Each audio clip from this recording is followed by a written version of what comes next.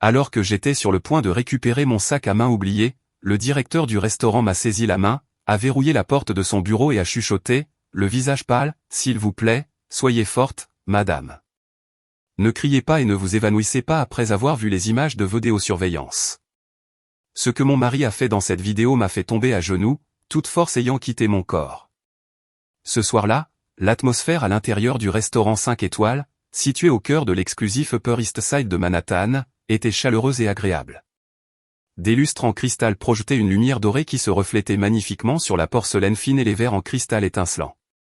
À l'une des tables rondes, située dans un coin plutôt privé de la salle à manger, étaient assises 4 personnes qui ressemblaient à la famille la plus heureuse du monde. Des rires cristallins se faisaient entendre de temps à autre, rompant le silence de la musique classique jouée doucement en arrière-plan. Émilie était assise à côté de son mari, Alex. Elle portait une élégante robe de créateur dans des tons pastels qui la rendaient distinguée mais simple. Son beau visage rayonnait de bonheur, bien que de légères rides de fatigue soient à peine visibles sous ses yeux.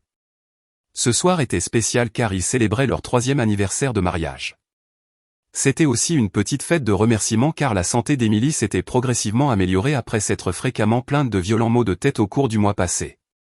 En face d'eux siégeait Catherine, la mère d'Alex, et une jeune femme nommée Jessica, qui avait été présentée comme la sœur adoptive d'Alex depuis l'enfance. Catherine souriait largement en regardant sa belle-fille avec un regard qui semblait plein d'affection. La femme d'âge mûr portait son meilleur tailleur-jupe avec des bijoux en or plutôt voyants au poignet. Jessica, assise à côté de Catherine, paraissait également joyeuse. De temps en temps, elle versait du vin dans le verre d'Émilie avec une attitude très polie et serviable. Alex, le mari beau et d'apparence noble, ne cessait de prêter attention à Émilie. Il coupait le steak dans l'assiette d'Émilie en petits morceaux pour faciliter la tâche de sa femme. Chacun des mouvements d'Alex dénotait une profonde affection qui rendrait envieux quiconque le verrait. Émilie se sentait comme la femme la plus chanceuse du monde. Elle avait hérité d'une grande entreprise de son défunt père et avait maintenant un mari qui était non seulement dévoué, mais qui l'aimait aussi pour ce qu'elle était, et non pour sa fortune. Alex caressa doucement le dos de la main d'Émilie et demanda doucement si la nourriture était bonne. Émilie acquiesça avec enthousiasme avec un doux sourire. Elle dit que la nourriture était délicieuse, mais que ce qui rendait tout plus agréable était la présence de ses proches autour d'elle. Catherine intervint avec des éloges, disant qu'Émilie était une bonne épouse et méritait tout ce bonheur. Jessica ajouta également qu'elle admirait grandement l'harmonie du foyer de son frère adoptif. Le temps passa sans que l'on s'en aperçoive, et le dîner toucha à sa fin. Le serveur vint débarrasser la table, et Alex sortit immédiatement sa carte de débit pour payer l'addition sans même laisser Émilie chercher son portefeuille. Alex insistait toujours pour que, en tant que chef de famille, ils doivent assumer le coût du dîner. Bien que tout le monde sache que la richesse d'Alex n'était rien comparée à l'immense fortune d'Émilie, cette attitude responsable était ce qui faisait qu'Émilie l'aimait encore plus. Une fois le paiement effectué, tous les 4 se dirigèrent vers le parking. Le vent de la nuit new-yorkaise soufflait assez fort. Alex retira rapidement sa veste et la plaça sur les épaules d'Émilie pour que sa femme n'ait pas froid. Catherine et Jessica marchaient devant eux, bras dessus bras dessous, riant doucement en discutant de quelque chose. En atteignant la berline noire de la famille, Alex ouvrit la porte à Émilie comme si elle était une princesse. La voiture quitta l'allée du restaurant. L'atmosphère à l'intérieur de la voiture restait remplie de rires et de plaisanteries. Cependant, après environ 15 minutes de route, juste au moment où ils allaient s'engager sur la FDR Drive, Émilie fut soudainement surprise. Ses mains tâtonnèrent autour d'elle et sur le siège passager. Son visage, qui était joyeux auparavant, devint soudainement paniqué. Elle réalisa que son sac à main en cuir de créateur n'était pas sur ses genoux. Le sac contenait son téléphone portable, son portefeuille et plusieurs documents d'identité importants qu'elle portait toujours sur elle. Émilie dit à Alex d'une voix inquiète qu'elle avait oublié son sac. Alex rangea immédiatement et calmement la voiture sur le bas-côté, rassura sa femme et proposa de faire demi-tour. Cependant, Émilie jeta un coup d'œil à l'horloge sur le tableau de bord, puis se tourna vers le siège arrière. Elle vit Catherine qui semblait déjà somnolente et fatiguée. Émilie se sentait mal de faire passer plus de temps sur la route à sa belle-mère juste à cause de son étourderie. Émilie décida finalement de retourner seule au restaurant en utilisant une application de VTC. Elle demanda à Alex de continuer à ramener d'abord Catherine et Jessica chez Catherine, puis de venir la chercher ou de l'attendre à leur maison de ville. Alex refusa d'abord et insista pour l'accompagner, mais Émilie convainquit son mari qu'elle irait bien. Émilie argumenta que le restaurant était sûr et qu'elle avait juste besoin d'un moment pour récupérer le sac. Finalement, avec réticence, Alex accepta, commanda un Uber pour Émilie et attendit que la voiture arrive pour la prendre. Dans la voiture retournant au restaurant, Émilie réfléchissait. Elle se sentait idiote d'avoir été si distraite au point de laisser ses objets de valeur derrière elle, mais d'un autre côté, elle souriait en repensant à quel point Alex avait été attentionné. Elle était reconnaissante d'avoir un mari qui honorait autant sa mère. Émilie imaginait leur bel avenir. Peut-être seraient-ils bientôt bénis par un enfant pour compléter le bonheur de leur petite famille. La voiture s'arrêta juste devant le hall du restaurant. L'atmosphère du restaurant était beaucoup plus calme qu'auparavant. Certaines des lumières à l'avant avaient déjà été éteintes car l'heure de la fermeture approchait. Émilie se précipita à l'intérieur. Elle espérait que son sac était toujours à sa place initiale et n'avait pas été déplacé par le personnel de nettoyage. Elle marchait vers la table d'angle où ils avaient dîné quand ses pieds venaient de franchir la porte principale. Un homme d'âge mûr dans un costume impeccable s'approcha soudainement d'elle. Cet homme était Monsieur Roberts, le directeur du restaurant qui les avait accueillis à leur arrivée. Cependant, cette fois, l'expression de Monsieur Roberts était très différente. Il n'y avait pas de sourire amical ni d'accueil chaleureux. Son visage était tendu, pâle, et ses yeux montraient un profond sérieux. De la sueur froide était visible sur ses tempes. Monsieur Roberts se tint directement devant Émilie, lui barrant le passage vers la table. Avant qu'Émilie ne puisse demander « Monsieur », Roberts lui prit poliment le bras, mais sa prise était assez ferme, comme s'il la tenait pour l'empêcher de s'enfuir ou de s'évanouir. D'une voix basse et tremblante, Monsieur Roberts s'excusa pour son impolitesse. Cependant, il souligna qu'il y avait quelque chose de très urgent qu'Émilie devait savoir immédiatement. Émilie était confuse et essaya de se dégager, demandant où était son sac. Monsieur Roberts ne répondit pas directement à cette question. Au lieu de cela, il conduisit Émilie vers une porte à côté du bureau de réception sur laquelle on pouvait lire « Bureau du directeur ». Émilie commença à avoir peur. Elle pensa que peut-être un vol ou quelque chose d'autre de grave s'était produit. Cependant, le regard perçant de Monsieur Roberts la convainquit d'obtempérer. Ils entrèrent dans le petit bureau. Les murs étaient tapissés de moniteurs affichant les images des caméras de sécurité sous différents angles du restaurant. Monsieur Roberts verrouilla immédiatement la porte de l'intérieur. Le bruit de la clé qui tournait fit battre le cœur d'Émilie. Elle fit un pas en arrière avec méfiance. Elle demanda d'une voix tremblante ce que tout cela signifiait et pourquoi elle avait été emmenée dans une pièce verrouillée. Monsieur Roberts prit une profonde inspiration, essayant de se calmer avant de parler. Il regarda Émilie droit dans les yeux. Il dit qu'il devait lui montrer quelque chose que la caméra de sécurité au-dessus de la table d'Émilie avait enregistré. Monsieur Roberts demanda à Émilie de prier, d'être forte et de promettre de ne pas crier ou de ne pas s'évanouir après avoir vu ce qui allait être montré sur l'écran du moniteur. Roberts déclara que ce qu'Émilie s'apprêtait à voir changerait toute sa vision des personnes avec qui elle venait de dîner. Avec des mains légèrement tremblantes, Monsieur Roberts appuya sur une touche de son clavier d'ordinateur. Émilie se tenait rigide devant le bureau de Monsieur Roberts. Ses yeux étaient rivés sur le plus grand moniteur au centre de la pièce. La vidéo montrait un enregistrement de haute qualité centré sur la table numéro 12, où Émilie et sa famille avaient dîné environ 20 minutes auparavant. Dans le coin de l'écran, un horodatage indiquait le moment exact avant qu'il ne quitte le restaurant. Monsieur Roberts expliqua qu'il effectuait une vérification de routine des caméras quand ses yeux avaient capté des mouvements suspects à cette table. Il demanda à Émilie de prêter une attention particulière au moment où elle s'était absentée pour aller aux toilettes afin de se rafraîchir avant de rentrer à la maison. Dans l'enregistrement, la chaise d'Émilie était vide. Seuls Alex, Catherine et Jessica restaient à la table. Au début, leur interaction semblait normale, mais quelques secondes après que le dos d'Émilie ait disparu du champ de vision de la caméra, l'attitude d'Alex changea radicalement. Le sourire chaleureux qui ornait toujours son visage disparut instantanément, remplacé par une expression froide et calculatrice. On voyait Alex regarder à gauche et à droite pour s'assurer qu'aucun serveur ne surveillait leur table. Émilie retint son souffle en voyant la main de son mari bouger rapidement pour saisir son sac sur la table. Le cœur d'Émilie sembla s'arrêter de battre. Elle regarda Alex ouvrir habilement le sac comme s'il connaissait par cœur l'emplacement de chaque objet à l'intérieur.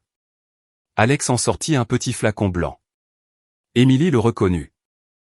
C'était le flacon de vitamines et de suppléments de fer qu'elle portait toujours et prenait systématiquement chaque soir sur les conseils de son médecin en raison de ses fréquents vertiges. Sur l'écran du moniteur, Alex ouvrit le bouchon du flacon de vitamines. Sans une once d'hésitation, il vida tout le contenu, les vraies capsules de vitamines, sur une serviette en papier qu'il avait préparée sur ses genoux. Il froissa ensuite la serviette avec les vraies vitamines et la fourra dans la poche de sa veste. Une fois le flacon vide, Alex mit la main dans la poche de son pantalon et en sortit un petit sac en plastique contenant d'autres pilules, dont la forme et la couleur étaient presque identiques aux vitamines d'Emily. D'un mouvement très rapide et exercé, Alex versa les étranges pilules dans le flacon de vitamines d'Emily. Il referma le flacon, le secoua doucement pour qu'il ait l'air normal, et le remit dans le sac d'Emily exactement à la même place qu'auparavant. Tout le processus prit moins d'1 minute. Emily couvrit sa bouche de sa main, étouffant le cri qui voulait s'échapper. Des larmes commencèrent à monter dans ses yeux, mais elle se força à continuer de regarder. La partie la plus douloureuse vint ensuite. Emily vit Catherine, la femme qu'elle avait toujours considérée comme sa propre mère, assister à tout l'acte d'Alex.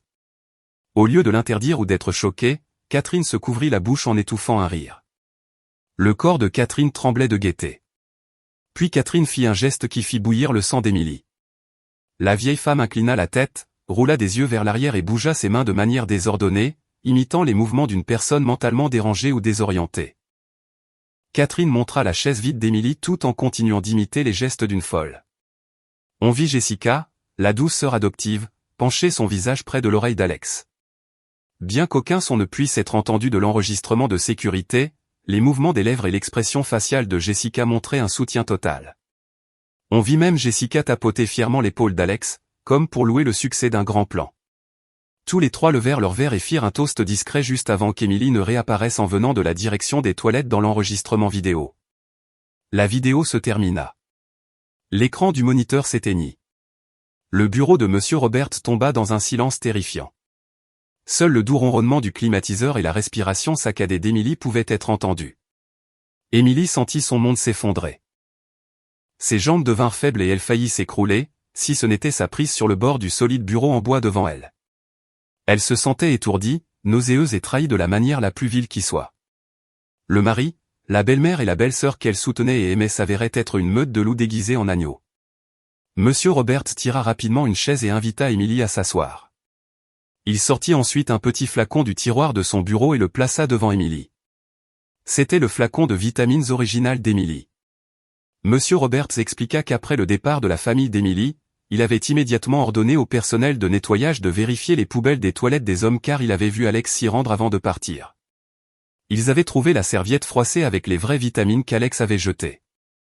Monsieur Roberts parla alors d'un ton sérieux.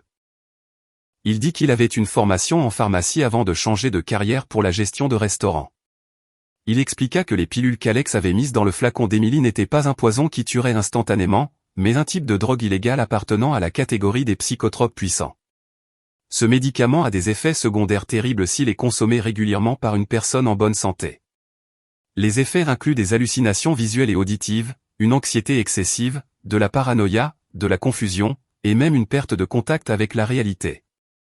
Monsieur Roberts souligna que leur but n'était pas de tuer Emily, mais de la faire paraître folle. Les symptômes de vertige et de maux de tête qu'Emily avait ressentis au cours du dernier mois étaient très probablement les effets initiaux de petites doses de cette drogue, peut-être mélangée à sa nourriture ou à sa boisson à la maison. Emily resta assise en silence, traitant toutes ces informations.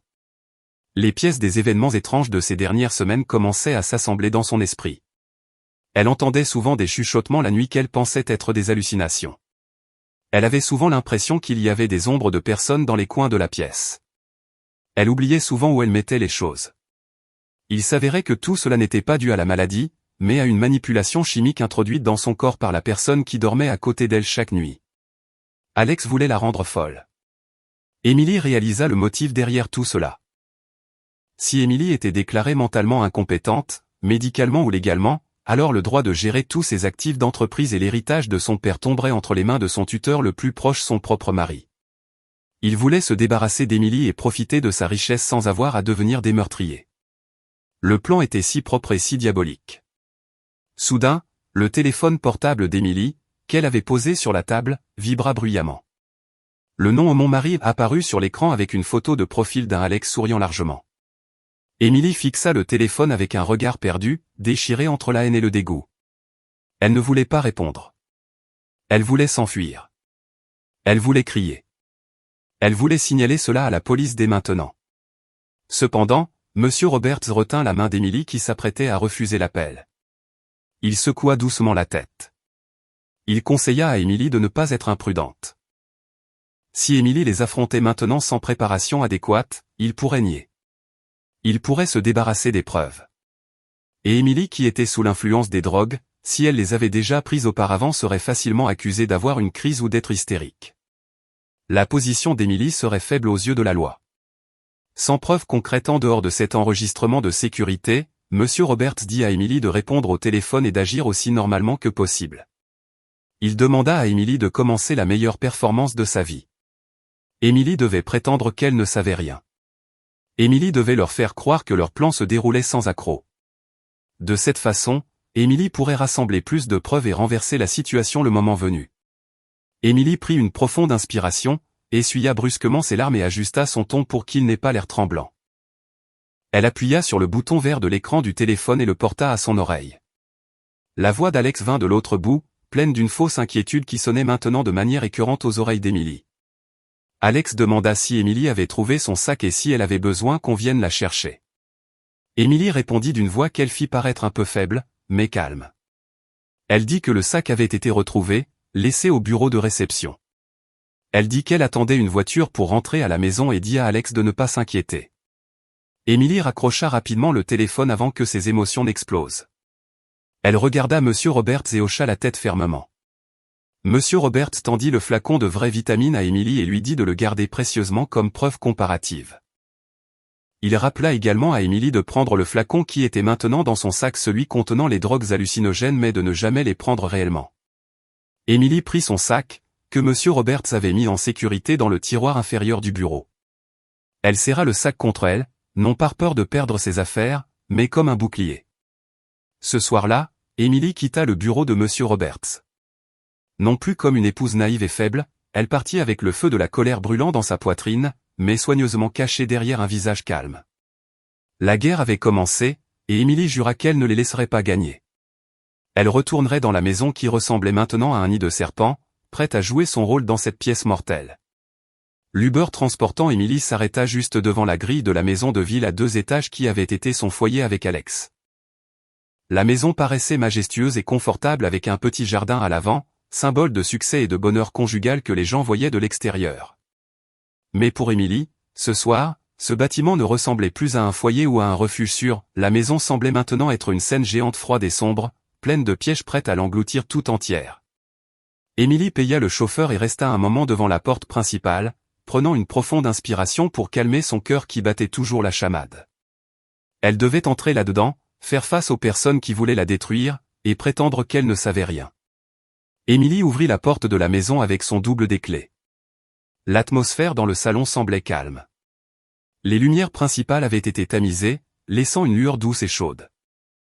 Alex apparut de la cuisine avec un large sourire sur le visage, comme si aucun crime ne s'était produit quelques heures auparavant.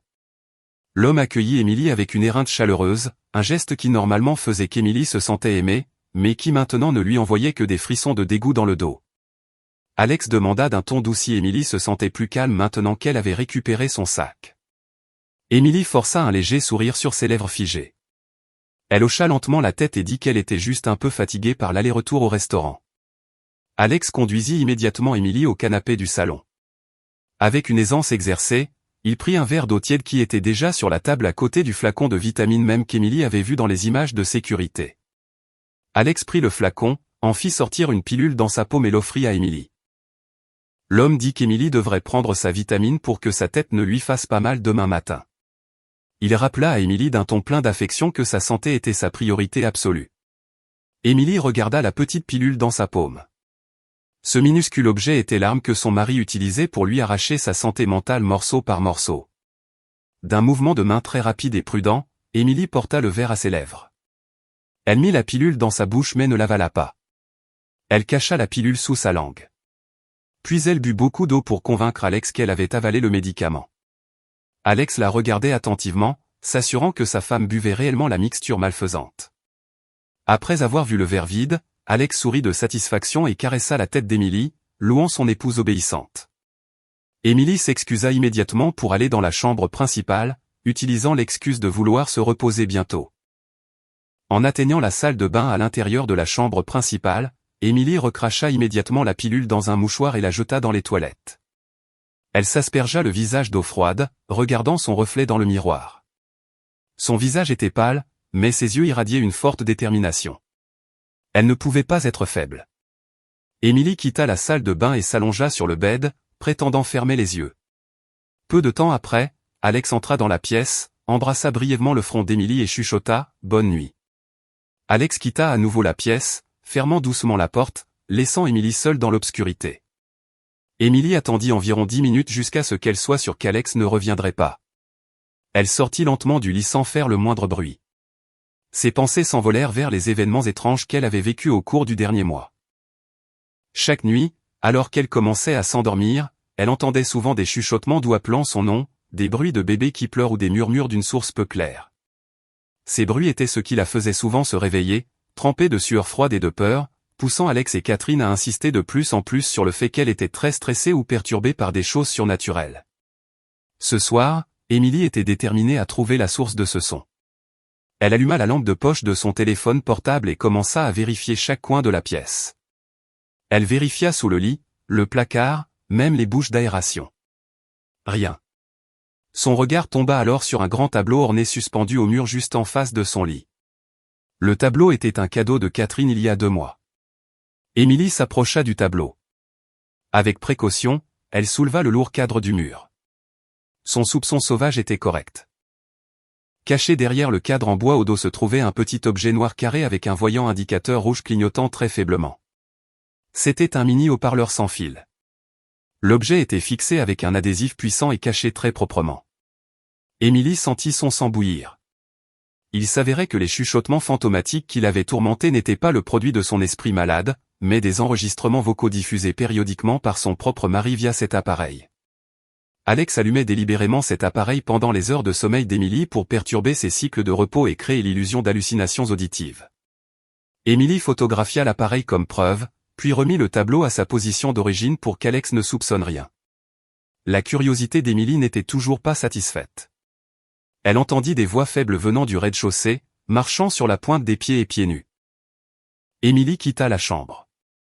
Elle descendit les escaliers très prudemment, évitant les parties en bois qui avaient tendance à grincer. La maison était sombre, mais il y avait une lumière tamisée venant de la salle familiale. La conversation entre Alex et Jessica devint plus claire à mesure qu'Émilie s'approchait. Son cœur battait la chamade, de peur d'être découverte, mais elle devait savoir de quoi il parlait. Émilie se cacha derrière la cloison entre le couloir et la zone de vie principale. À travers une fente dans un meuble décoratif, elle pouvait voir Alex et Jessica assis l'un à côté de l'autre sur le canapé. Leur position était très proche, bien plus proche que la limite raisonnable entre frères et sœurs adoptifs. La tête de Jessica reposait familièrement sur l'épaule d'Alex tandis que la main d'Alex caressait les cheveux de la femme. Cette scène donna envie de vomir à Émilie. Cette trahison s'avérait beaucoup plus profonde et sale qu'elle ne l'imaginait. Non seulement ils conspiraient pour sa fortune, mais ils avaient aussi une liaison dans le dos d'Émilie. On entendit Alex rire doucement et dire qu'Émilie avait déjà pris la dose de ce soir. Il dit que demain, lors de la réunion de l'entreprise, l'effet de la drogue atteindrait son apogée si Émilie prenait la dose du matin. Alex dit avec confiance qu'Émilie s'humilierait sûrement devant les actionnaires, rendant la raison de l'interner dans un établissement de santé mentale encore plus forte. Jessica intervint d'un ton mielleux, demandant quand ils pourraient arrêter de prétendre être frères et sœurs adoptifs. Elle avoua qu'elle en avait assez de devoir faire semblant d'être polie devant Émilie, qu'elle considérait comme stupide et naïve. Jessica dit qu'elle avait hâte de devenir la véritable maîtresse de maison et d'envoyer Émilie à l'asile à la périphérie de la ville. Elle avait même déjà planifié des vacances à travers l'Europe en utilisant l'argent de l'entreprise d'Émilie pour le mois prochain dès qu'Alex obtiendrait la curatelle sur les actifs d'Émilie. Alex calma Jessica, embrassa le sommet de sa tête et promit que tout serait fini en moins de 24 heures. Alex assura à Jessica qu'Émilie n'avait personne d'autre que car les parents d'Émilie étaient décédés et Émilie leur faisait entièrement confiance. Émilie enregistra cette conversation dégoûtante en utilisant la fonction enregistreur vocal de son téléphone portable. Ses mains tremblaient, retenant la colère débordante. Des larmes coulèrent sur ses joues. Ce n'étaient plus des larmes de tristesse, mais des larmes de pure haine. Elle savait maintenant que pas une seule personne dans cette maison n'était de son côté. Elle était seule dans un repère de voleurs. Cependant, cette connaissance lui donna une force nouvelle. Émilie arrêta l'enregistrement, puis recula lentement vers sa chambre.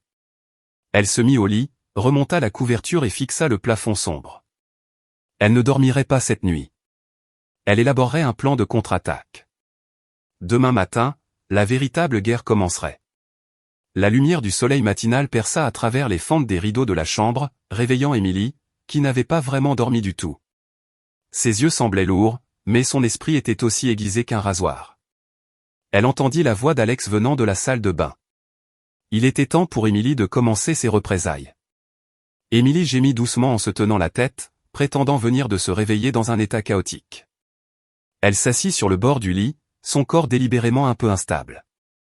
Son visage montrait une expression confuse et un regard vide. Alex, voyant Émilie se réveiller, s'approcha immédiatement avec un visage plein de faux-semblants. Il demanda d'un ton inquiet mais faux l'état d'Émilie. Émilie répondit d'une voix rauque, se plaignant que sa tête était très lourde et qu'elle entendait encore des restes des chuchotements de la nuit dernière. Alex cacha son sourire rusé et hocha la tête avec inquiétude. Il dit que c'était probablement parce qu'Émilie était trop fatiguée et suggéra qu'elle se repose à la maison jusqu'à midi. Alex rappela également à Émilie de ne pas oublier de prendre le médicament du matin qu'il avait déjà préparé sur la table de chevet. Émilie acquiesça docilement. Après qu'Alex se soit assuré qu'Émilie prenne son médicament bien sûr, avec l'astuce de le cacher à nouveau sous sa langue, Alex lui dit au revoir pour aller emmener Catherine au marché puis faire quelques courses. Alex dit qu'il serait de retour avant le déjeuner pour préparer la réunion de l'entreprise cet après-midi. Émilie se sentit soulagée d'entendre le bruit de la voiture d'Alex quittant les lieux de la maison. Dès que la voiture fut hors de vue, Émilie sauta immédiatement du lit. Le vertige fin disparut instantanément. Émilie saisit rapidement son téléphone portable et contacta James, le jeune avocat de confiance de son défunt père qui l'avait aidé à gérer les affaires juridiques de l'entreprise. Émilie parla rapidement et fermement, demandant à James de venir chez elle immédiatement par la porte arrière afin de ne pas être vue par les voisins ou par Jessica, qui pourrait encore être dans sa chambre. Heureusement, il s'avéra que Jessica était partie avec Alex et Catherine. Peut-être voulaient-ils célébrer leur victoire en avance. La maison était vide, donnant à Émilie une opportunité en or. Pas même une demi-heure plus tard, James arriva avec un visage inquiet. Émilie emmena immédiatement James dans le bureau privé d'Alex, qui était toujours verrouillé. Émilie savait où Alex cachait le double de la clé de cette pièce à l'intérieur d'un pot de fleurs dans le coin du couloir. Ils réussirent à entrer. La pièce était en désordre avec des documents de travail. Émilie alla droit vers le petit coffre-fort dans le coin de la pièce. Elle se souvenait avoir vu Alex taper une combinaison de chiffres qui était la date de naissance de Catherine. Émilie l'essaya, et un clic se fit entendre. La porte du coffre-fort s'ouvrit. Le contenu du coffre-fort fit halter James. Y étaient stockés des piles de documents qui étaient des preuves irréfutables des crimes d'Alex. James trouva le projet de demande de curatelle qu'Alex avait préparé. Le document stipulait qu'Émilie souffrait d'un trouble mental grave et n'était pas légalement apte, de sorte que tous les actifs mobiliers et immobiliers, y compris les droits de vote dans l'entreprise, devaient être remis entièrement à Alex en tant qu'époux. Il y avait aussi une fausse déclaration d'un psychiatre affirmant qu'Émilie souffrait de schizophrénie paranoïde. En plus des documents juridiques, Émilie trouva des relevés bancaires de transactions bancaires suspectes. James examina les documents avec soin. Il trouva des preuves de transfert de fonds pour des montants fantastiques du compte de l'entreprise vers des comptes personnels au nom de Catherine et Jessica. Les descriptions des transferts étaient falsifiées en tant que paiement à des fournisseurs ou dépenses d'exploitation fictives. Il s'avérait que pendant tout ce temps, Alex avait lentement érodé les finances de l'entreprise pour financer le style de vie luxueux de sa mère et de sa maîtresse. Ils achetaient des bijoux, des sacs de créateurs et payaient même la compte d'un appartement de luxe en utilisant de l'argent qui appartenait à Émilie. Cependant, la découverte la plus choquante se trouvait au bas de la pile de papier. Émilie trouva un passeport au nom de Jessica. Quand Émilie l'ouvrit, elle fut stupéfaite de voir que le nom de famille de Jessica n'était pas le même que celui de la famille d'Alex, mais un autre. Dans la colonne état civil, il était clairement écrit « divorcé ». Et encore plus fou, Émilie trouva une vieille photo cachée à l'intérieur de ce passeport, une photo d'un mariage civil entre Alex et Jessica datée d'il y a 5 ans, bien avant qu'Alex n'épouse Émilie. Ce fait frappa durement Émilie. Jessica n'était pas une sœur adoptive, pas une cousine éloignée, et pas seulement une nouvelle maîtresse. Jessica était la femme d'Alex, ou l'ex-femme, du passé qu'ils avaient amené dans son foyer sous le couvert de la famille. Alex avait épousé Emily uniquement pour voler sa fortune alors que son véritable amour était toujours Jessica. Emily se sentit nauséeuse en réalisant à quel point elle avait été stupide pendant 3 ans, laissant cette femme vivre dans sa maison et la servant comme sa propre sœur. James photographia immédiatement tous les documents comme preuve et mit certains documents originaux cruciaux dans sa mallette. Soudain, le bruit d'un moteur de voiture entrant dans la cour se fit entendre. Emily et James sursautèrent. Alex était de retour beaucoup plus tôt que prévu. On entendit la porte d'entrée s'ouvrir, suivie des pas lourds d'Alex montant les escaliers. Le visage de James devint pâle. Il ne pouvait pas partir par la porte d'entrée sans croiser Alex. Emily fit rapidement signe à James de se cacher à l'intérieur du grand placard dans le coin du bureau, qui servait normalement à ranger les vieilles vestes d'Alex. James se glissa dans le placard quelques secondes seulement avant que la poignée de la porte du bureau ne tourne. Emily se tint rigide au milieu de la pièce, essayant de neutraliser l'expression de son visage. La porte s'ouvrit. Alex se tenait sur le seuil, regardant Emily avec suspicion. Il demanda d'un ton sec pourquoi Emily était dans son bureau et comment elle avait réussi à entrer si la porte était verrouillée. Le cœur d'Emily martelait comme s'il voulait bondir hors de sa poitrine. Une sueur froide commença à tremper son dos. Emily força un sourire qu'elle rendit vacant et confus. Elle répondit d'une voix faible qu'elle avait entendu des voix chuchotantes lui disant de venir ici pour chercher Alex. Elle dit qu'elle se sentait très seule et qu'elle avait peur d'être seule dans la pièce. Emily joua le rôle d'une épouse commençant à perdre la tête de manière très convaincante. Elle s'approcha d'Alex et serra le bras de son mari, gémissant comme un petit enfant, demandant protection contre les voix maléfiques dans sa tête. La suspicion dans les yeux d'Alex s'effaça lentement, remplacée par une satisfaction hideuse. Il voyait Emily, qui ressemblait à une épave et dépendait de lui, comme un signe que le médicament fonctionnait très efficacement. Alex eut un sourire narquois, caressa les cheveux d'Emily et dit qu'il n'y avait personne ici. Il guida ensuite Emily hors du bureau, ignorant que dans le placard derrière lui se trouvait un avocat détenant les preuves de sa destruction. Alex dit doucement qu'Emily devrait se préparer car à midi, Catherine apporterait un repas spécial pour rendre Emily forte pour la réunion de l'après-midi. Emily hocha simplement la tête tout en se préparant intérieurement pour le prochain acte de ce jeu. Le soleil était déjà haut, dégageant une chaleur intense à l'extérieur. Cependant, l'atmosphère à l'intérieur de la maison d'Emily semblait froide et terrifiante, comme si une tempête invisible tourbillonnait dans le salon. Après le départ de James, il réussit à se glisser par la porte arrière avec la mallette pleine de preuves. Emily se rassit sur le canapé du salon. Elle régula sa respiration, essayant de calmer la tempête dans sa poitrine qui ne s'était pas encore apaisée. Elle savait que le prochain acte de cette farce commencerait bientôt, et elle ne pouvait pas commettre la moindre erreur. Ses ennemis, les personnes les plus proches d'elle, elle le réalisait maintenant, possédaient des talents d'acteurs extraordinaires, Emily devait donc être une bien meilleure actrice que pour gagner cette bataille. Exactement à 12 heures, on entendit la grille d'entrée s'ouvrir. Un taxi s'arrêta devant la maison et Catherine en sortit. La femme descendit en portant des boîtes de déjeuner empilées dans sa main droite et un grand sac à main dans sa gauche. Son visage était orné d'un large sourire qui paraissait très sincère pour quiconque ne connaissait pas la pourriture dans son cœur. Emily regarda l'arrivée de sa belle-mère de derrière le rideau de la fenêtre avec un regard froid. Elle vit Catherine s'arrêter un moment sur le porche pour saluer le chat calico errant qu'Emily nourrissait souvent. Le chat miaula affectueusement et frotta son corps contre les jambes de Catherine.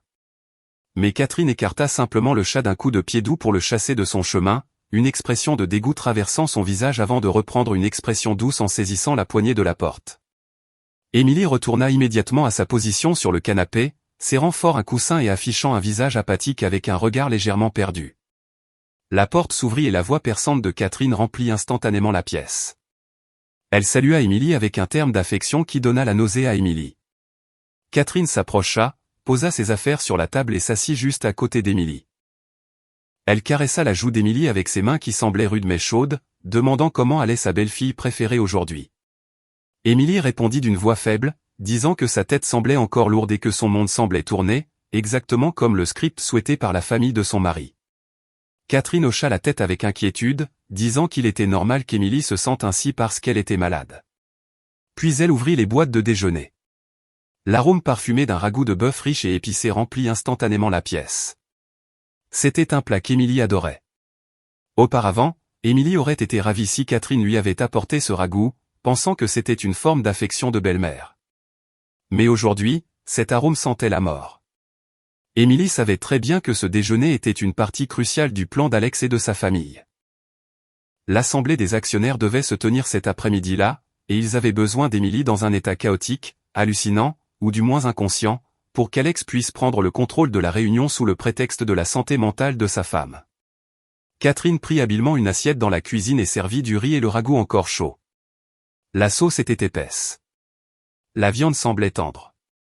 Cependant, Émilie était sûre que cachée dans cette sauce délicieuse se trouvait une dose d'une drogue interdite, bien plus élevée que celle de la pilule de la nuit dernière.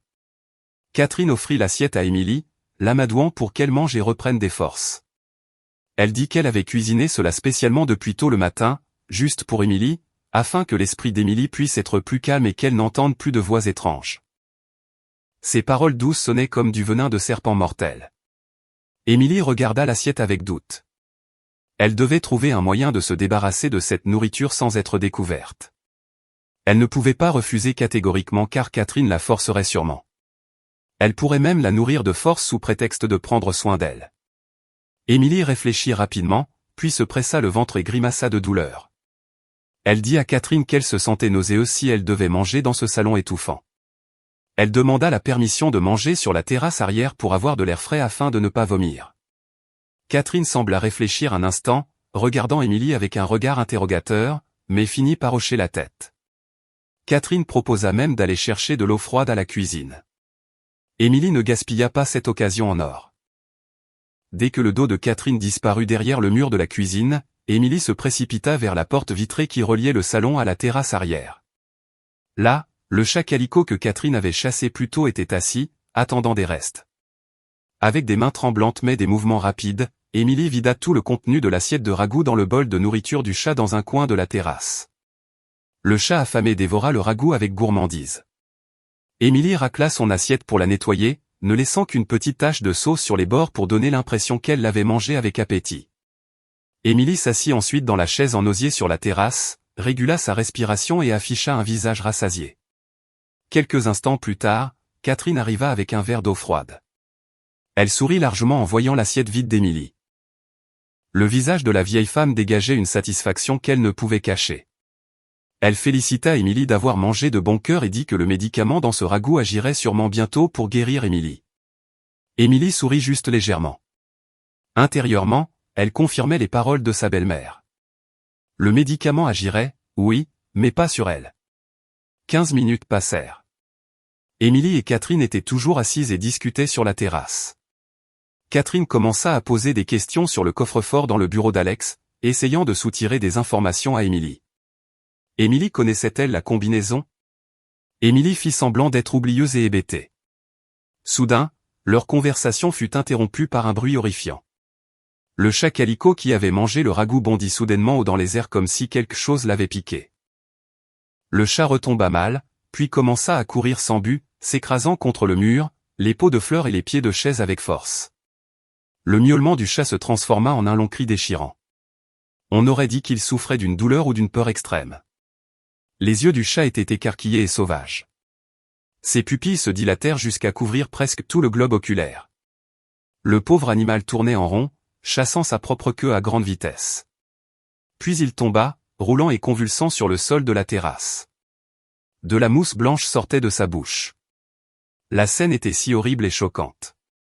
Catherine cria de peur et sauta sur sa chaise. Son visage était cendré. Ses yeux fixaient le chat mourant. Le corps de Catherine tremblait violemment, pas seulement à cause du choc, mais parce qu'elle en connaissait exactement la cause. Elle savait que la réaction horrible que le chat éprouvait aurait dû arriver à Émilie. La dose qu'elle avait mélangée au ragoût s'avérait trop forte, même pour un humain, et encore plus pour un petit animal. La peur commença à s'insinuer dans le cœur de Catherine. Et si Émilie l'avait mangée et était morte sur le champ? Leur plan s'effondrerait, et il pourrait être accusé de meurtre. Émilie, qui était toujours assise calmement sur sa chaise, regarda Catherine avec un visage d'une innocence feinte. Elle demanda d'un ton confus pourquoi le chat agissait étrangement, comme s'il était possédé.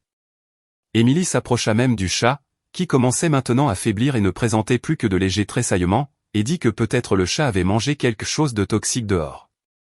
Les paroles d'Émilie frappèrent le cœur de Catherine. La vieille femme descendit précipitamment de la chaise et retira la main d'Émilie. Elle dit que le chat avait probablement la rage et qu'elle devrait entrer immédiatement. À l'intérieur de la maison, Catherine semblait agitée. Elle n'arrêtait pas de regarder l'horloge murale et jeter occasionnellement des regards suspects à Émilie, attendant la réaction de la drogue qu'elle croyait être déjà entrée dans le corps d'Émilie. Cependant, Émilie semblait toujours normale, faisant juste semblant d'être somnolente et faible, sans convulsion ni folie comme le chat. Cela troubla Catherine, mais elle n'osa pas poser de questions. Peut-être que l'effet est différent chez les humains, pensa-t-elle pour se calmer.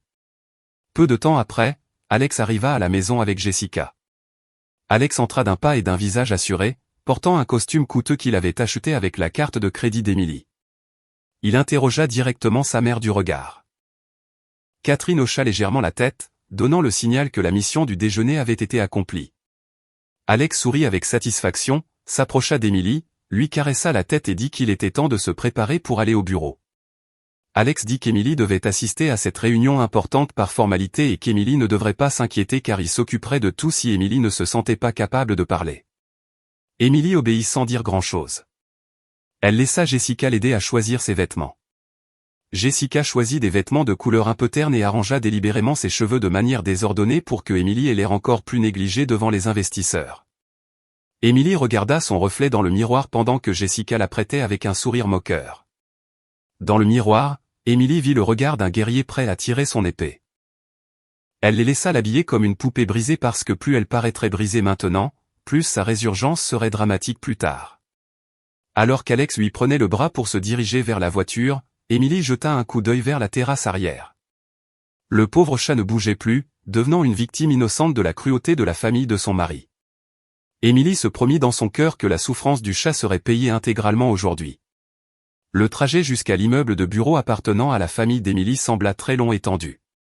À l'intérieur de la voiture de luxe conduite par le chauffeur privé, le silence était pesant. Alex était assis à côté d'Émilie, tenant fermement la main de sa femme comme s'il était le mari le plus protecteur du monde. Cependant, Émilie pouvait sentir la froideur de la paume d'Alex et la fine sueur qui humidifiait la main de l'homme. Alex était nerveux, mais aussi très excité. Sur le siège avant se trouvait Jessica, qui jetait occasionnellement des coups d'œil dans le rétroviseur central, échangeant des regards significatifs avec Alex. Catherine n'y était pas à l'écart, elle était encore sous le choc de l'incident du chat et préférait attendre les nouvelles de la victoire à la maison. La voiture s'arrêta au hall principal du gratte-ciel dans le quartier financier de la ville. Émilie sortit de la voiture, traînant délibérément les pieds, s'appuyant complètement sur le bras d'Alex. Les employés et le personnel de sécurité qui les saluèrent regardèrent Émilie avec des sentiments partagés. Il y avait de la pitié et aussi de l'inconfort. Des rumeurs sur l'état de santé mentale d'Émilie avaient apparemment déjà été subtilement propagées par Alex et ses complices au cours des dernières semaines. Ils voyaient leur patronne, qui était autrefois élégante et ferme, paraître maintenant comme une personne égarée avec un regard vacant et des vêtements un peu en désordre. Cela convainquit davantage tout le monde qu'Émilie n'était effectivement plus capable de diriger l'entreprise. Alex conduisit Émilie vers l'ascenseur exécutif exclusif. À l'intérieur de la boîte métallique montante, Alex chuchota à l'oreille d'Émilie. Il lui dit d'être calme et qu'elle n'avait rien besoin de dire à la réunion. Alex demanda à Émilie de simplement s'asseoir et de hocher la tête si on l'interrogeait. Alex l'informa également qu'un médecin privé attendait dans la salle de conférence, prêt à lui donner des vitamines supplémentaires par injection si Émilie se sentait soudainement étourdie. Émilie savait très bien ce que ces vitamines supplémentaires signifiaient, une injection de sédatif à haute dose qui la ferait s'évanouir instantanément si elle commençait à agir en dehors du script d'Alex. Les portes de l'ascenseur s'ouvrirent au dernier étage. Ils marchèrent dans le couloir à la moquette épaisse vers la salle de conférence principale. Devant les doubles portes massives en bois se tenait un homme en blouse blanche présenté par Alex comme le docteur Miller. L'homme portait une mallette médicale et regardait Émilie avec un regard appréciateur, comme un boucher évaluant du bétail. Le docteur Miller hocha la tête vers Alex, signalant qu'il était prêt avec son équipement. Émilie baissa simplement la tête, cachant la lueur de colère dans ses yeux. Les portes de la salle de conférence s'ouvrirent. L'air froid de la climatisation et l'arôme du café coûteux les accueillirent immédiatement. Autour de l'immense table ovale étaient assises une douzaine de personnes importantes. C'étaient les actionnaires, le conseil d'administration et les chefs de division. Leurs visages paraissaient sérieux et tendus. Le silence tomba instantanément quand Émilie et Alex entrèrent. Tous les yeux étaient fixés sur Émilie. Il y avait des regards d'inquiétude et d'autres de mépris. Alex, avec une pleine confiance, guida Émilie pour qu'elle s'assoie dans le fauteuil de la présidente en bout de table. Puis lui-même s'assit sur le siège à sa droite, la position normalement occupée par le vice-président. Le docteur Miller s'assit sur une chaise supplémentaire dans un coin de la pièce, en alerte. Alex ouvrit la réunion de sa voix de baryton qui sonnait autoritaire et pleine d'empathie. Il commença par remercier les actionnaires de leur présence. Puis, avec un visage faussement triste, il commença à raconter l'état de santé d'Émilie. Alex dit que c'est avec le cœur lourd qu'il devait rapporter que sa femme, Madame Émilie, souffrait de graves troubles de santé mentale ces derniers temps. Il mentionna des termes médicaux compliqués, inventant des histoires d'hallucinations, de paranoïa et d'instabilité émotionnelle qui mettaient l'entreprise en danger si la direction restait entre les mains d'Émilie. Les participants à la réunion commencèrent à chuchoter.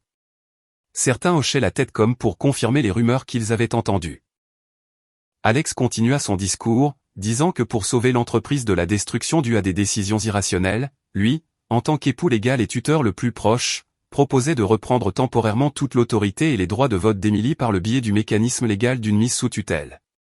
Jessica, qui était assise dans la rangée des secrétaires, distribua rapidement des copies de faux documents médicaux et le projet de procuration qui devait être signé par le conseil en guise d'approbation. Alex se tourna ensuite vers Émilie, la regardant avec un regard intimidant, camouflé par un doux sourire. Il demanda à la salle si quelqu'un avait des objections ou s'il voulait entendre quelques mots d'Émilie, bien qu'Alex doutât qu'elle puisse parler de manière cohérente. L'un des membres les plus anciens du conseil, fidèle au père d'Émilie, leva la main, demandant qu'Émilie s'exprime. Alex parut un peu tendu. Sa main fit signe au docteur Miller dans le coin de se tenir prêt.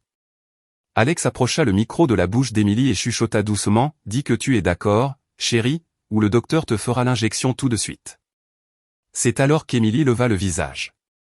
Son regard, qui avait été vacant, devint soudainement tranchant, clair et plein d'autorité. Elle redressa son dos, qui était resté courbé tout ce temps, rejetant le personnage de malade qu'elle jouait.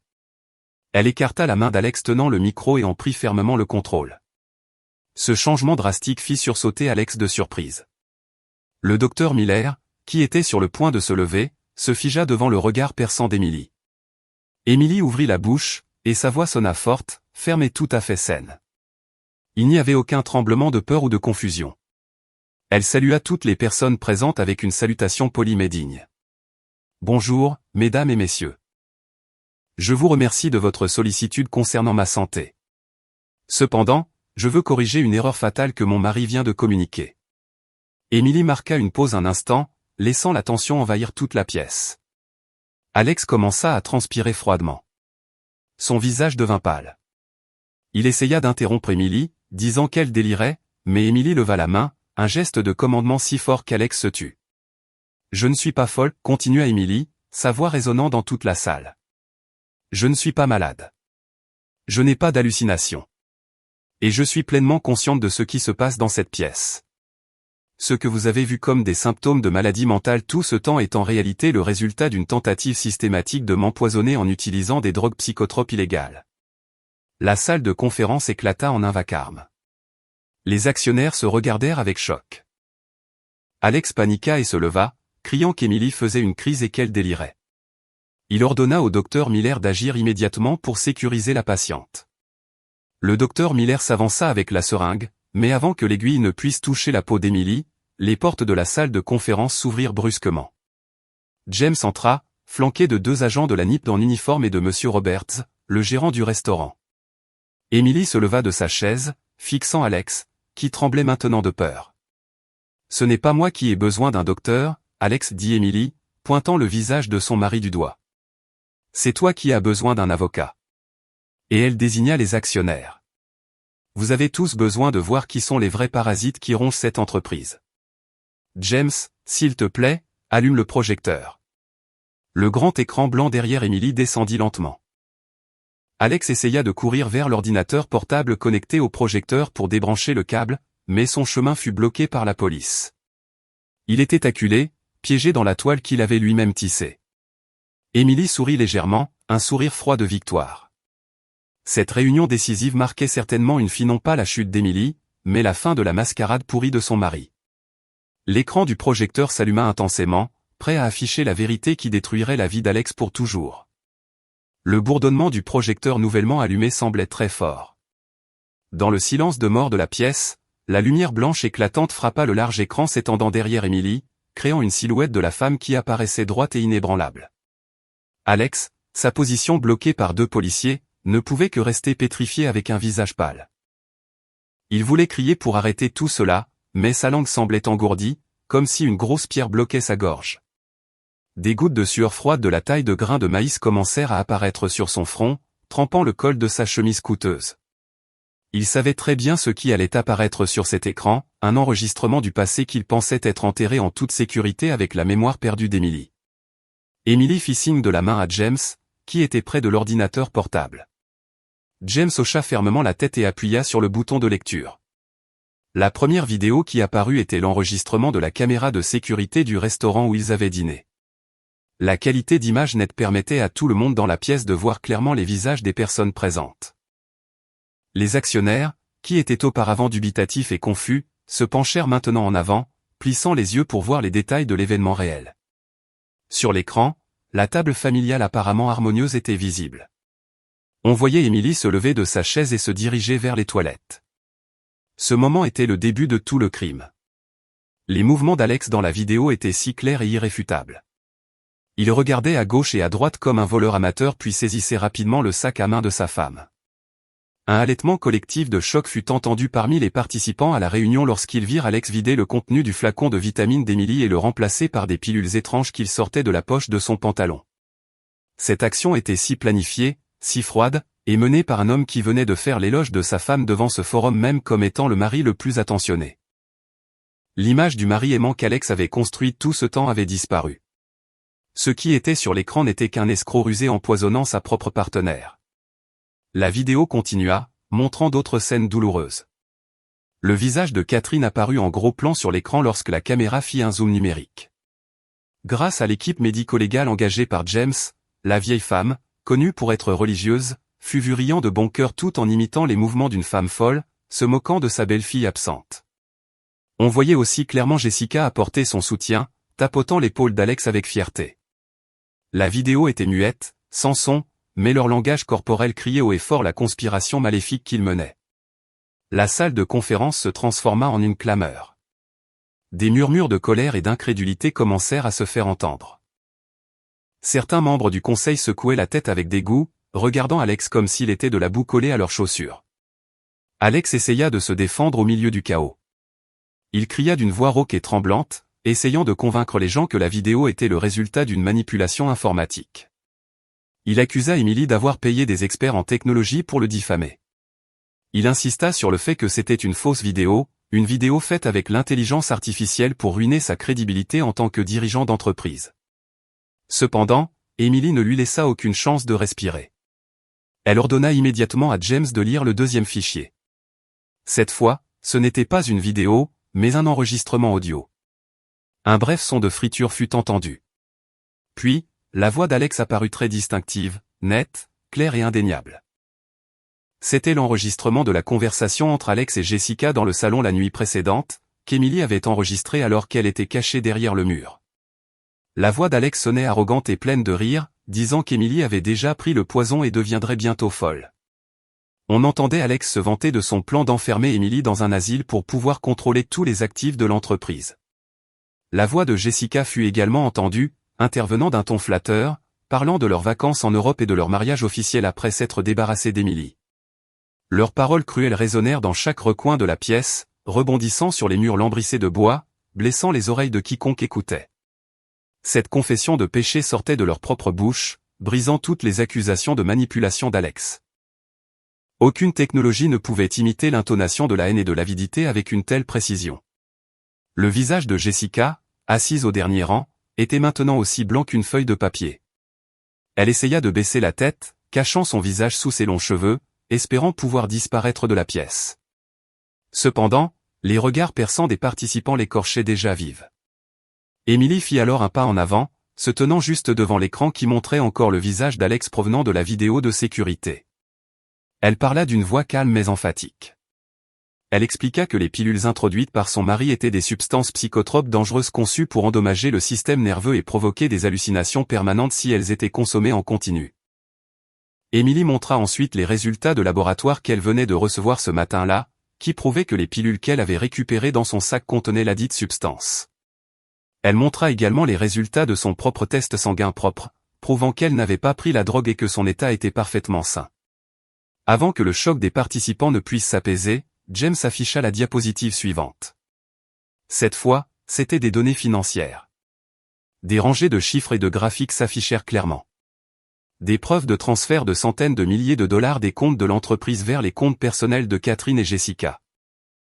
Des achats de bijoux, de sacs de luxe, de voitures neuves et la compte pour un appartement tout en utilisant l'argent de l'entreprise détourné par Alex en falsifiant la signature d'Emily. Le dernier document montré était la photo du passeport de Jessica et la photo de son mariage secret. Le plus grand secret d'Alex était révélé. L'homme qui affirmait avoir épousé Emily par amour s'avérait avoir déjà une autre femme et utilisait Emily comme une vache à lait pour financer sa famille secrète. Alex sentit son monde s'effondrer instantanément. Ses jambes se dérobèrent. Incapable de supporter son poids, il retomba sur sa chaise avec un regard vide. Tous les plans qu'il avait soigneusement élaborés pendant 3 ans furent détruits en moins de 15 minutes. Il chercha du regard une issue pour s'échapper, mais la porte était strictement gardée par la police. Il regarda le docteur Miller, espérant de l'aide, mais le docteur corrompu avait déjà été arrêté par la sécurité alors qu'il tentait de se glisser par la porte latérale. Alex était seul, complètement seul dans un océan de jugement. Un membre ancien du conseil se leva et frappa fort sur la table. Il pointa le visage d'Alex d'un doigt tremblant de colère. Il insulta Alex, le traitant de traître et de maître escroc. Il déclara un vote de défiance et exigea qu'Alex soit arrêté immédiatement et poursuivi avec toute la rigueur de la loi.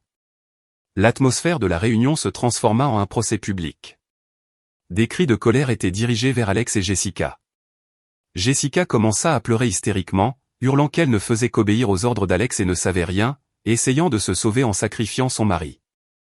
La scène était vraiment pathétique et en même temps satisfaisante pour Emily. Emily regardait le chaos sans expression. Il n'y avait pas de joie débordante, seulement un soulagement profond parce que le lourd fardeau sur ses épaules avait enfin été levé. Elle voyait Alex, qui paraissait maintenant petit et pitoyable et l'homme qu'elle adorait autrefois comme le chef de la famille. Maintenant, il n'était rien de plus qu'un criminel pris en flagrant délit. Emily marcha lentement, s'approchant de la table où Alex était assis. La police lui laissa le passage. Emily se tint imposante devant Alex, qui était toujours assis mollement. Alex leva les yeux, rencontrant ceux d'Emily. Dans ses yeux, il espérait encore trouver des restes d'amour ou de compassion qu'il pourrait exploiter. Il essaya d'attraper la main d'Emily, implorant son pardon d'une voix rauque. Il dit qu'il avait eu tort, qu'il avait fait tout cela sous la pression de sa mère, qu'il aimait réellement Emily. Cependant, Emily retira sa main avec dégoût. Elle ne se laisserait plus tromper. Le simulacre d'Alex était terminé, et le rideau avait été brusquement tiré. Emily approcha son visage de l'oreille d'Alex, murmurant doucement pour que lui seul puisse l'entendre. Elle dit quelque chose qui fit écarquiller les yeux d'Alex plus encore que lorsqu'il avait vu la vidéo de surveillance. Emily dit que le jeu n'était pas vraiment fini. Elle rappela à Alex un petit incident survenu dans la voiture plus tôt, un détail insignifiant qui avait échappé à Alex parce qu'il était trop occupé par son propre ego.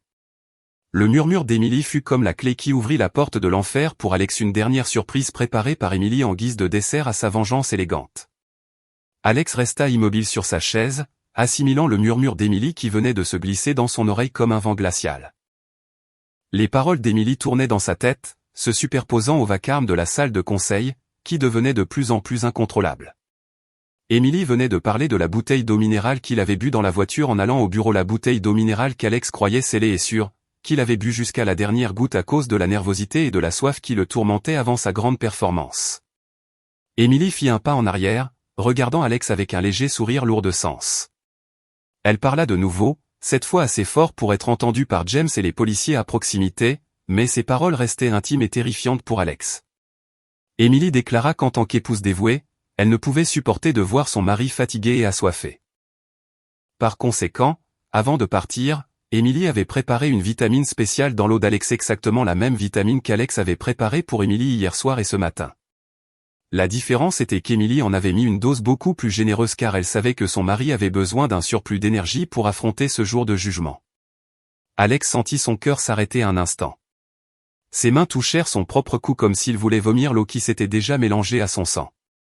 Il se souvint que l'eau avait un goût un peu amer, mais il n'y avait pas prêté attention, pensant que c'était juste l'effet du dentifrice ou de sa propre nervosité. Il s'avéra que ce goût amer était celui de sa destruction. La substance psychotrope circulait désormais dans tout son organisme, attendant le moment propice pour faire exploser sa raison. Soudain, Alex sentit la pièce devenir très chaude. L'air du climatiseur, autrefois frais, lui brûlait maintenant la peau. Il tira brutalement sur sa cravate. Sa respiration devint saccadée. Sa vision commença à se troubler. Les visages des gens autour de lui se mirent à changer de forme. Le visage d'Emily, beau et calme, s'allongea lentement. Ses yeux grandirent et devinrent rouge vif, comme si Emily se transformait en une figure monstrueuse terrifiante. Alex se frotta les yeux, espérant que sa vision redeviendrait normale. Mais la vision ne fit que devenir plus réelle. L'effet de la drogue agissait beaucoup plus vite que prévu car Alex l'avait bu à jeun avec un niveau de stress élevé. Des hallucinations visuelles commencèrent à l'assaillir les unes après les autres. Il ne voyait plus les actionnaires comme des humains, mais comme des monstres au croc prêts à le déchiqueter. La longue table de réunion semblait bouger comme un serpent géant s'enroulant autour de son corps. Le sol sous ses pieds semblait trembler violemment, comme lors d'un tremblement de terre massif. Bien que la pièce soit immobile, Alex commença à hurler de manière hystérique. Il sauta de sa chaise, percutant l'officier de police qui le surveillait. Il cria à l'aide, disant qu'il y avait des démons qui voulaient le dévorer. Il pointa Emily d'un doigt tremblant, hurlant qu'Emily était une sorcière invoquant des esprits maléfiques. Les participants qui virent le comportement d'Alex reculèrent de peur. Ils ne voyaient pas ce qu'Alex voyait. Ce dont ils étaient témoins, c'était simplement un homme adulte perdant soudainement la raison, criant après rien et effrayé par sa propre ombre. Alex tomba au sol, rampant et se couvrant la tête des deux mains. Il bafouillait des absurdités, mélangeant des aveux de ses péchés et des peurs absurdes. Il appelait sa mère en criant, la suppliant de chasser les chats noirs qu'il voyait tourner autour de ses jambes. Il hurlait à propos de l'argent, du coffre-fort et de son plan pour empoisonner Emily. Tout sortait de manière incontrôlée de sa bouche écumante. L'hallucination le forçait à vomir également toute la vérité qu'il avait cachée. Quelle ironie, le scénario de folie qu'il avait préparé pour Emily lui arrivait maintenant, à l'endroit et au moment précis qu'il avait prévu. Jessica, voyant Alex perdre la raison, paniqua encore plus. Elle tenta de courir vers la sortie de secours, mais ses pas furent stoppés alors qu'elle trébuchait sur ses propres pieds tremblants. Elle tomba face contre terre, et c'est alors que la police lui passa immédiatement les menottes. Jessica pleurait bruyamment, regardant son frère adoptif et mari secret se rouler sur le sol comme un possédé. Cette scène devint la preuve la plus flagrante pour tout le monde dans la salle que c'était Alex qui était véritablement instable, et non Emily. Le docteur Miller, également arrêté par la police, ne pouvait que secouer la tête en voyant l'état d'Alex. En tant que médecin, il savait exactement quels étaient les symptômes. Il s'agissait d'une réaction de surdose aiguë aux médicaments hallucinogènes qu'il avait prescrits illégalement à Alex. Il savait qu'il n'existait pas d'antidote instantané pour cet état. Alex devrait traverser ce voyage horrible jusqu'à ce que l'effet de la drogue s'estompe naturellement, ce qui pourrait prendre des heures, voire des jours.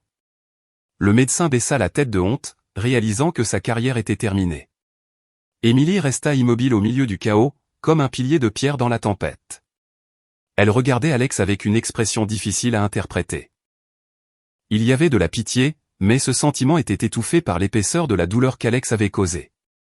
Elle vit son mari ramper vers ses pieds, non pour demander pardon, mais parce qu'il pensait que les jambes d'Emily étaient un pilier derrière lequel s'abritaient des monstres dans sa tête. Alex serrait les jambes d'Emily en pleurant comme un bébé. La morve et les larmes trempaient la robe d'Emily. Emily ne bougea pas. Elle laissa Alex sentir à quel point sa position était basse. James fit alors signe à la police de sécuriser immédiatement Alex avant qu'il ne puisse se blesser ou blesser autrui. 3 officiers s'avancèrent et tentèrent avec difficulté de maîtriser Alex, qui se débattait sauvagement. Alex donnait des coups de pied et de poing à l'aveuglette, hurlant qu'ils étaient une armée de démons envoyés pour l'entraîner en enfer. Il fallut une force supplémentaire pour enfin lui passer les menottes aux 2 mains et le forcer à se lever. Alex continuait de lutter. Ses yeux regardaient frénétiquement le plafond. Sa bouche continuait de murmurer des noms inconnus. Emily fit enfin un pas en arrière, se libérant de l'emprise d'Alex. Elle ajusta ses vêtements, légèrement froissés par la poigne d'Alex.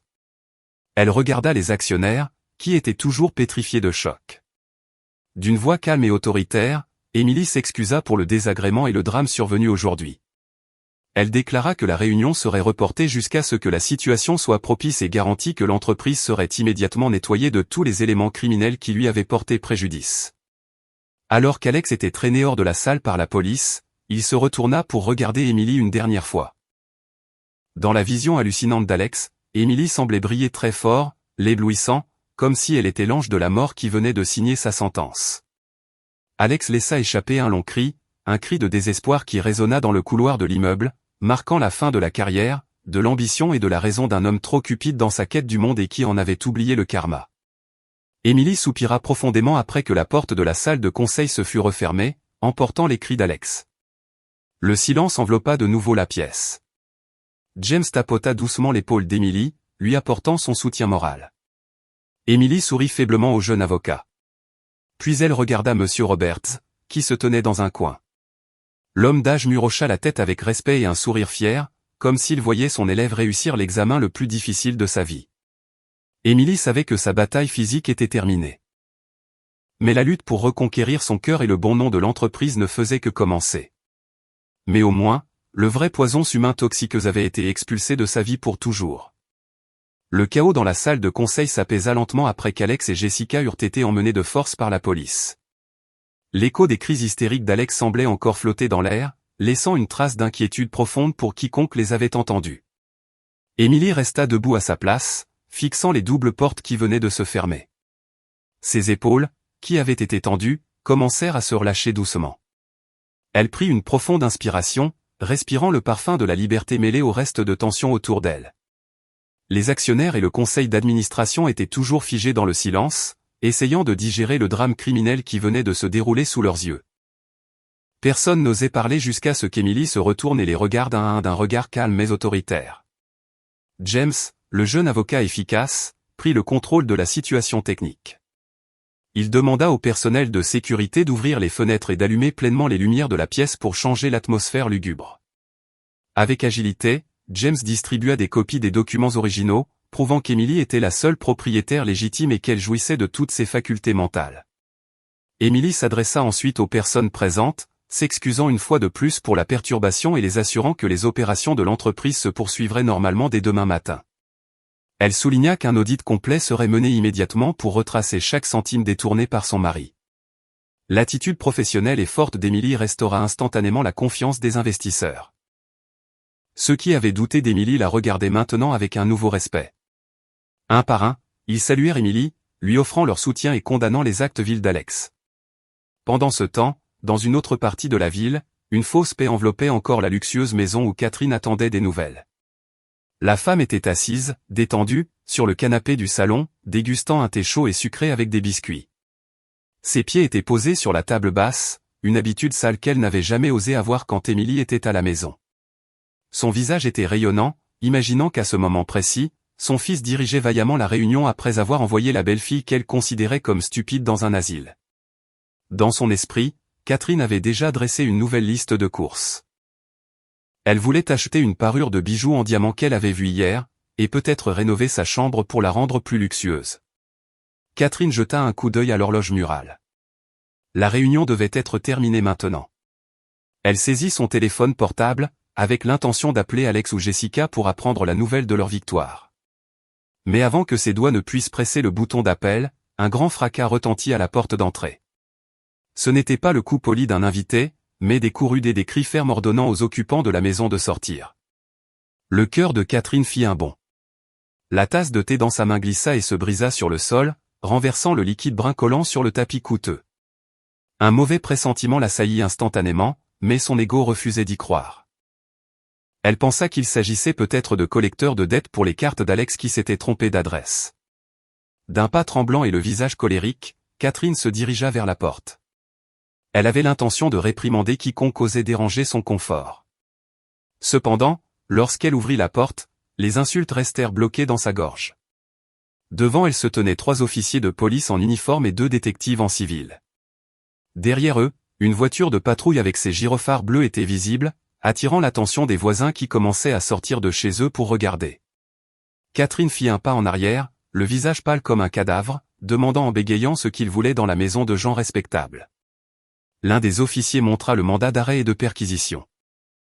L'officier expliqua fermement que Catherine était arrêtée pour suspicion de participation à une affaire de tentative de meurtre avec préméditation, fraude, détournement de fonds et conspiration criminelle avec Alex et Jessica.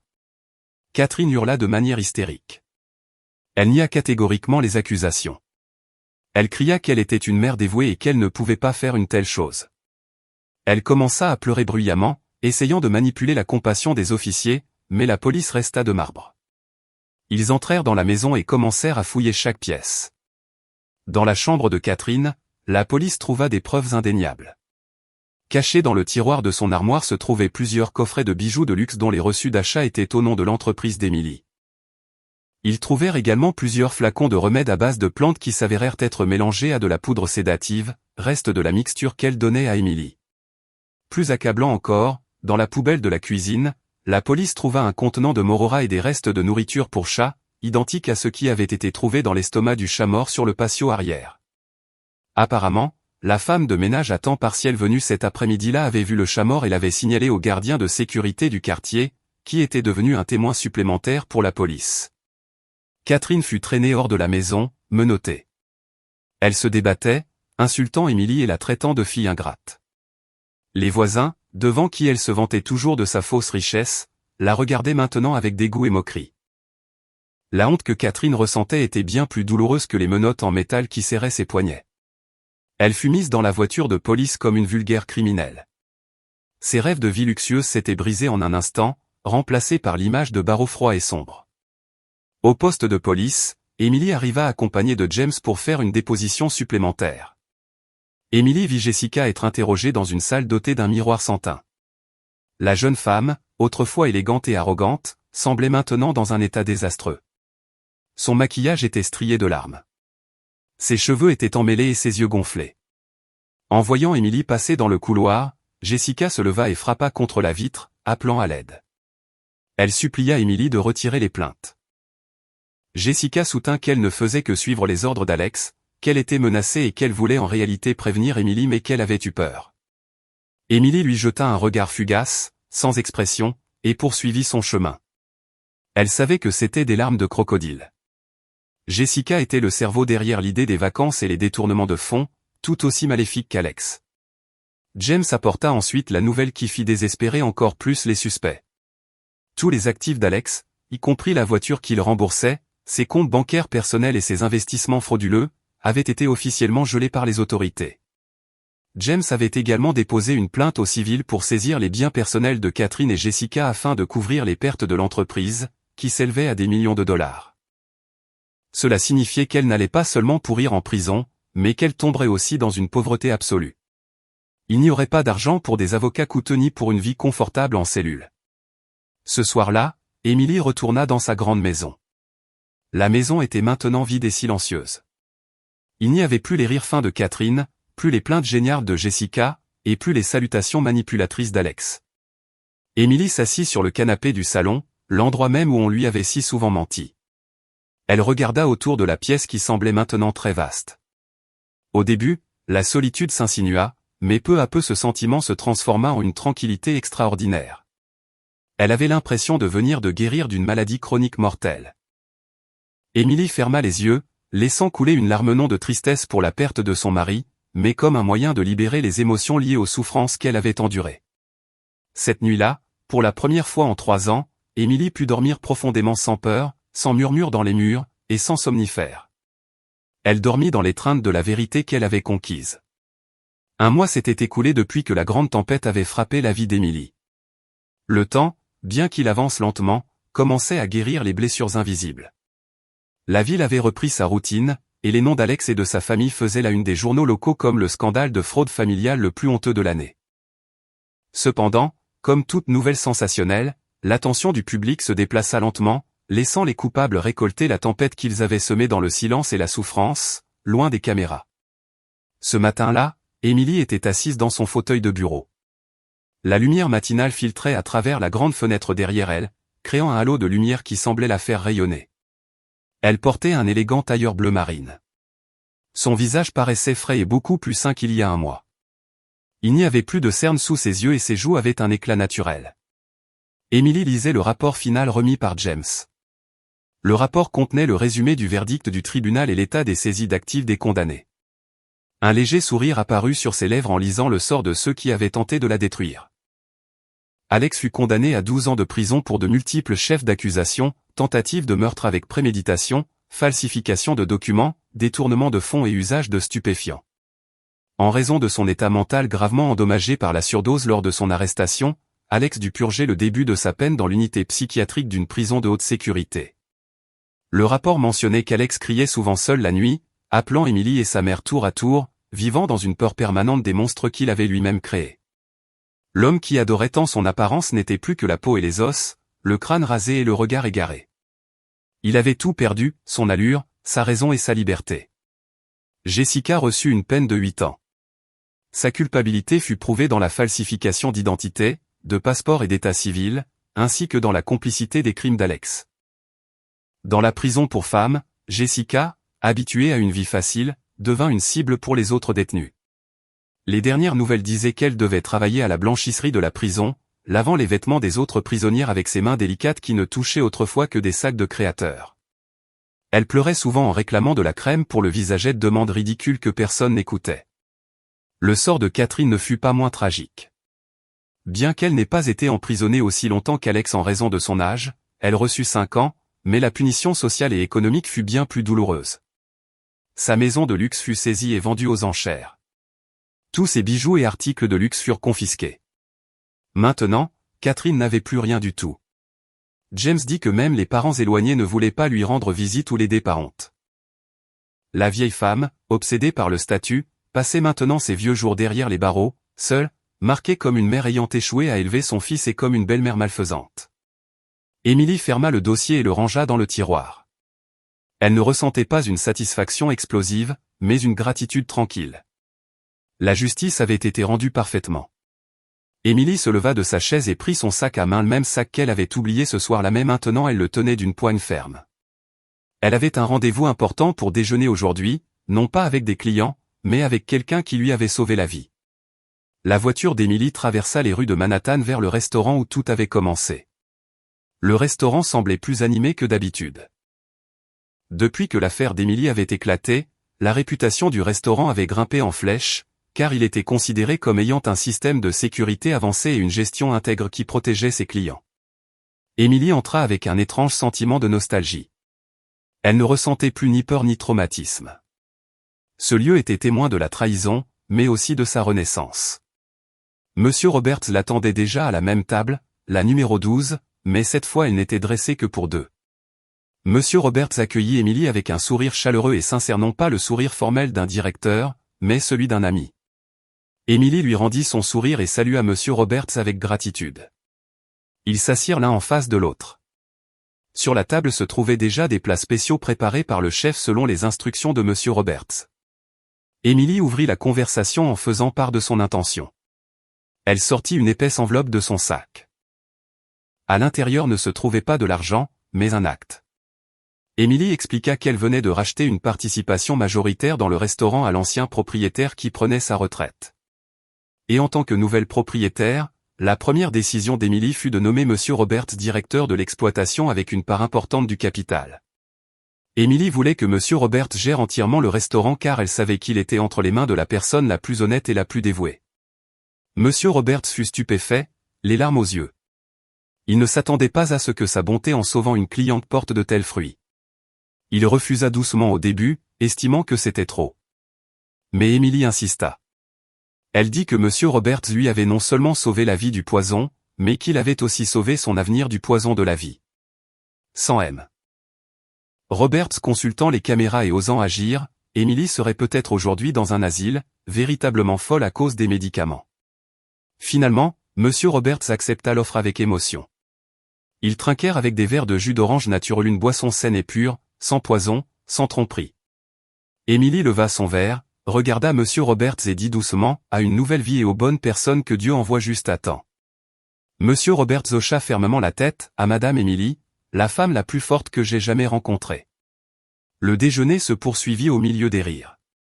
Emily sentit le fardeau disparaître complètement. En regardant la caméra de sécurité dans le coin qui avait enregistré le crime d'Alex, Emily sourit faiblement. Elle se promit qu'à partir d'aujourd'hui, elle serait plus prudente, mais qu'elle ne fermerait pas complètement son cœur. Elle irait de l'avant, dirigeant son entreprise, profitant de sa vie et étant une femme totalement libre. Après avoir fini de déjeuner, Emily quitta le restaurant et se dirigea vers sa voiture. Le vent de l'après-midi soufflait doucement sur son visage. Elle regarda le ciel bleu clair. Les images d'Alex, de Catherine et de Jessica s'effacèrent lentement de sa mémoire, se transformant en poussière du passé qui ne faisait plus mal. Emily monta dans la voiture, démarra le moteur et s'éloigna du restaurant. Dans le rétroviseur, elle vit Monsieur Roberts lui faire signe de la main. Emily sourit, mit sa musique préférée et conduisit vers un avenir radieux seul, mais pas solitaire. Car maintenant, elle s'était retrouvée complètement, et c'était plus que suffisant.